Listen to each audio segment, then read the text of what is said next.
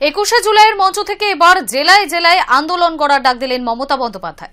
কলকাতা থেকে দিল্লি বিজেপির বিরুদ্ধে আন্দোলনে সব বিজেপি বিরোধী দলকে আহ্বান জানিয়েছেন তিনি। ইন্ডিয়া জোটের সঙ্গে কাজ করার বার্তাও দিয়েছেন।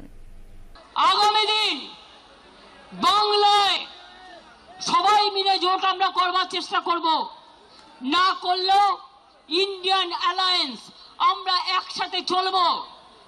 আর আমরা যে শুরুটা করব তার কোনো শেষ থাকবে না, এটা মাথায় রাখতে হবে।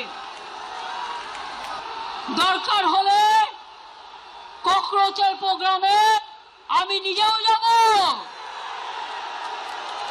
কারণ আমাদের সমর্থন প্রথম থেকেই ছিল, আছে এবং থাকবে। আর সবাই মিলে আমরা যদি রাস্তায় নামি, আপনারা জেনে রাখুন, যেমন কালকে বিজেপি নেতা পালিয়েছেন, এখান থেকেও সব কটাকে পালাতে হবে, পালিয়ে মুখ রক্ষা করতে হবে।